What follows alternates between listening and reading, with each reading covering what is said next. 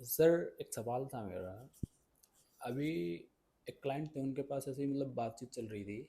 तो उनकी थोड़ी सी जो मेंटलिटी थी कि भाई जिम में जाके जो सप्लीमेंट हम यूज़ करते हैं या प्रोडक्ट जो खाते हैं, उससे प्रॉब्लम आती है आगे चल के स्पर्म काउंट की और सेक्सुअली वीकनेस की, ये सब। इससे कैसे बचा जा सकता है और इसका एग्जैक्ट रीज़न है क्या? क्योंकि ये प्रॉब्लम तो जो जो लोग जिम नहीं करते उनके सामने भी है। देखो, जो लोग ये कहते हैं कि सप्लीमेंट नहीं खाने चाहिए, उनको सप्लीमेंट और शक्तिवर्धक मादक द्रव्य, इनका अंतर पता नहीं है। सप्लीमेंट हम जिनको कहते हैं, जो न्यूट्रिशन कंपनियां बनाती हैं, उनको हम सप्लीमेंट बोलते हैं। और सप्लीमेंट वो होते हैं, सप्लीमेंट का अर्थ होता है संपूरक आहार। संपूरक या पूरक आहार। पूरक आहार का मतलब ये है कि जो पोषक तत्व हमारे शरीर को चाहिए, वो पूरे के पूरे पोषक तत्व उस भोजन से हमको नहीं मिल रहे हैं जो भोजन हम करते हैं। और फिर एक्सरसाइज करने वाले व्यक्ति को, जिम में जाने वाले व्यक्ति को पोषक तत्वों की अलग ढंग से ज़रूरत होती है। जैसे एक्सरसाइज करना है उसको, तो एक्सरसाइज करने से पहले उसको कुछ ऐसी चीज़ों की आवश्यकता होती है जिससे उसका स्टेमिना बढ़े, पावर बढ़े और एंड्योरेंस बढ़े।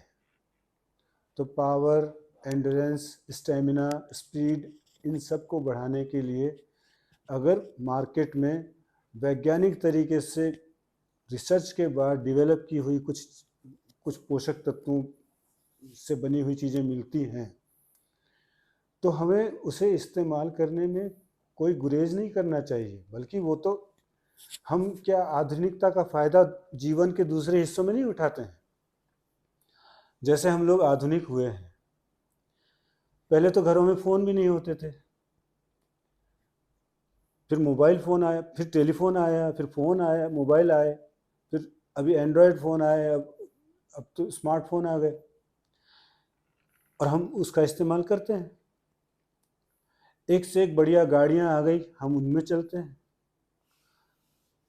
एक से एक बढ़िया टेक्नोलॉजी से प्रिंटिंग मटेरियल आता है, वो पुस्तकें, वो साहित्य हम पढ़ते हैं। एक से एक उन्नत वैज्ञानिक प्रगति हुई है, तो हमारे जो कपड़े हैं, हमारे जो जूते हैं, या हमारे लिए और जो चीज़ें हैं और जो सुख सुविधाओं के साधन हैं, उनमें प्रगति हुई है। तो क्या हम पुराने ज़माने की चीज़ें अभी भी लिए फिरते हैं? अगर हम ये सब चीज़ें पुराने ज़माने के लिए हुए नहीं फिरते हैं, तो खाने पीने की चीज़ों में, न्यूट्रिशियस चीज़ों में, पोषक तत्वों में अगर नई खोजें हुई हैं, नई प्रगति हुई है, तो हम उनको इस्तेमाल करने से गुरेज क्यों करते हैं? हम क्यों अभी 70 mm का, 70 सेंटीमीटर का स्मार्ट टीवी देखते हैं? हम क्यों नहीं पुराने ज़माने का मर्फी रेडियो चलाते हैं? फ़र्क है ना। हम टेक्नोलॉजी का अगर फ़ायदा उठा रहे हैं तो वो समग्र होना चाहिए। टेक्नोलॉजी का फ़ायदा बाकी सब जगह उठाएंगे, पर जिम जाते हम बाबा आदम के ज़माने की चीज़ें करेंगे, वो स्वास्थ्य के लिए चाहे जैसा भी हो, पर मानसिकता के हिसाब से देखा जाए तो हम मानसिक रूप से उतने उन्नत नहीं हुए। हमारे पास वैज्ञानिक उन्नति हुई है, उसकी उसकी सुविधाएं आ गई हैं, पर मानसिक रूप से हम लोग उतनी प्रगति को नहीं पहुँचे हैं, उतने विकसित हुए नहीं हैं जितना होना चाहिए। तो ये जो लोग बोलते हैं कि सप्लीमेंट नहीं खाना चाहिए, ये मानसिक रूप से अविकसित लोग हैं। एक वर्ग ऐसा है जिनकी सोच में ये है कि बस बस दूध घी खाओ। वही लोग जो दूध घी खाओ बोलते हैं, डॉक्टर जब उनको जाकर के बोलता है दूध बंद करो और घी बंद करो और सुबह वॉक करना शुरू करो, फिर उनको समझ में नहीं आता कि क्या करें।